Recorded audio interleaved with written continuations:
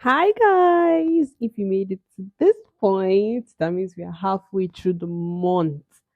Can't believe you actually listened to me for 15 days straight. I'm excited. You're welcome to day 15 of 30 Days of Christmas with the Million and One podcast. And I'm super, super honored, as always, to be your humble host.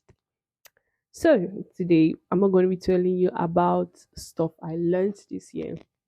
Right, I'm going to be answering some of your questions because they already started rolling in, rolling in, rolling in. So let me just start from one of y'all whose name is Isaiah. Yeah.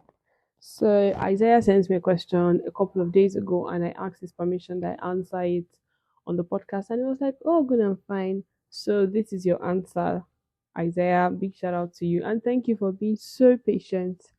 Um, to this point for me to be able to answer your question.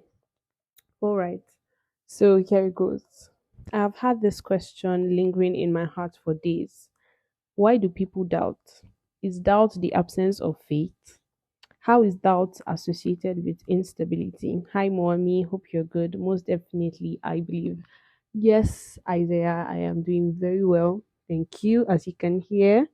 So I'll just dive right into it. If this is your first time, I'm so sorry. I'm so sorry. You're welcome to the Million and One podcast. We're currently doing a 30-day series called 30 Days of Christmas, where I get to share life lessons, experiences, and basically answer your question. It's like a in-house family meeting kind of thing. Do you get? Um yeah, throughout the month of December. If you're not new here, you're welcome back, and I am waiting for your questions and your contributions. So I'll just dive straight into Isaiah's question. So, why do people doubt? Hmm. The first time I read this, I was like, why do people doubt? Why do people doubt? Why do people doubt? People doubt because they're humans. Now let me explain. Um I'm going to answer from two perspectives. First off, as a believer, and secondly, as a normal person that exists on the surface of the earth. Now, the reason I'm answering in these two categories is because um children of God, believers live in a different plane. And I am aware that my audience is not just filled with people who do not know, accept, and are living by the standards of God, but it also has people who love God and who also want godly counsel, if I may say that. So that's why it looks like there's some sort of segregation. It's not like you guys are on your way to hell and the others are not. No, that's not what it is. But I'm saying, if you're not in line with Jesus, if you've not accepted it into your heart, yes, you can walk by the principle of scripture, but there's something that will not just work. Yes, God causes rain to fall on the righteous and the unrighteous, but those seven keys that they're teaching you might not work for you because why? You're not in the fold. Anywho, enough about that, and let me answer Isaiah's question. So why do people doubt? People doubt because they are humans, and this is what I mean. As long as you live on the surface of the earth, you are subject to certain elements. Um, so Jesus was it Jesus speaking to his disciples? He said, um, that they are in the world, but they are not of the world, and there are certain things that are of the world that play whether or not you are not of the world. Let me not confuse you. So it's like saying you put a rat in. Why did I use rat? Anywho, you put a rodent. Yes, you put a rodent in a jar of water. Um, that rodent is subject to the forces that is in that jar of water. So there's um, is it upthrust? There's gravity. Yeah, so everything that goes up will come down. So there's the force that makes it want to sink. Do you get? There has to be a higher force that acts on that rodent that makes it not to sink. Do you get? Yeah, basically. So why do people doubt? People doubt because this world that we live in, there's a lot of uncertainty, there's a lot of fear, and there are things that charge at your soul, at your mind, and it makes you there are a lot of variables. Yes, those variables in action make that your vision is blurred. The thing that you believed in looks almost out of reach. It looks impossible to attain. So that is what makes you doubt. Um, is it the absence of faith? Permit me to read the scripture. All right, can we do that?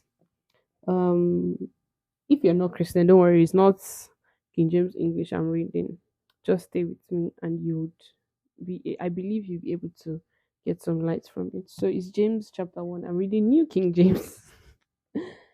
Oh gosh. Sorry, I remember the meme I saw earlier this week where a certain preacher was in a service and he was trying to read the scripture, oh my god, and he had trouble reading it because it was King James. It was all those tell it, heed it, hear it, and he tried his best. He just said, I beg give me New King James. So they said I'm reading New King James. That's what just came to my mind. So James 1, let's start from verse 2. Brethren, my brethren, count it all joy when you fall into various trials, knowing that the testing of your faith produces patience. But let patience have its full work, that you may be perfect and complete, lacking nothing. Verse 5. If any of you lacks wisdom, let him ask of God, who gives to all liberally and without reproach, and it will be given to him. But let him ask in faith, with no doubting, with no doubting.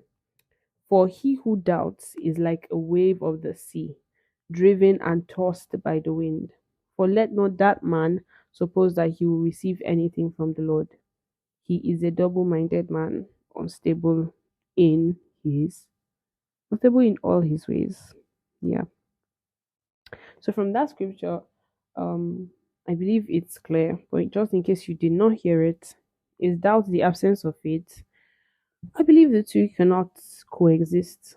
If you're currently doubting, it means there isn't as much faith in your heart. Yet there's no faith in your heart. I could be wrong, and I'm speaking from my current level of knowledge. When I if I am incorrect, of course, I can always come back and do another episode and say, oh, guys, that thing I said then wasn't correct. But for now, I believe that if you're doubting, it means you do not believe. It's one of the two. It's a yes or a no. It's either black or white. It's either you're asleep or you're awake. It's either you're in fear or you're in faith.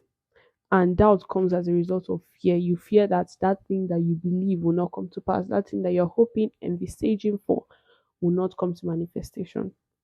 So it's one of the two. Yes, doubt is the absence of faith. That doesn't mean that when you're believing for something, your mind will not shake. That's not what I'm saying. I'm saying when you are in utter doubt, like you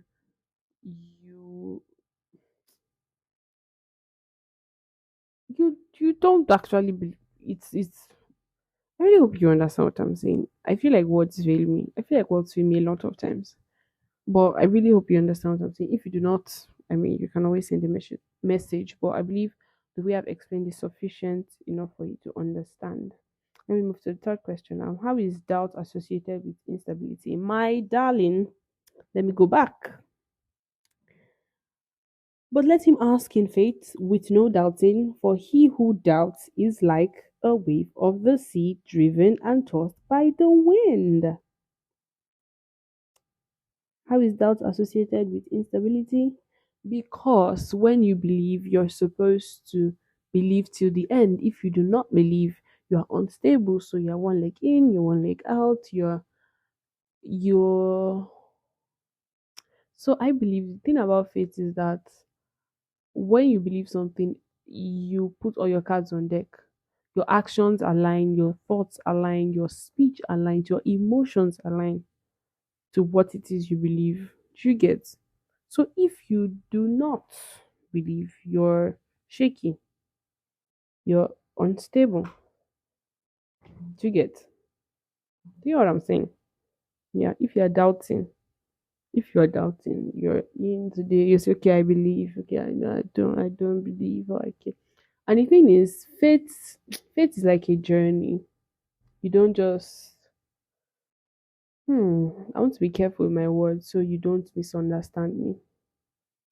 But sometimes you have to go back again and again and again and again and again and again and again to listen to repeat, to hear.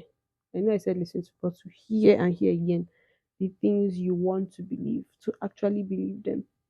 Because it takes a while before things move from your head to your heart. Do you get? So yeah, that's it. That is it. If you I feel like I just answered it as regards to faith, not necessarily for someone who isn't a believer or who doesn't have any journey in God. Well, yeah, I believe this is good enough an answer. I'm really trying my best not to, I won't say do too much. I'm because I know it's very easy for people to misunderstand you and say, oh no more, you said this and you said that. I really do not want that. I trust God to help me.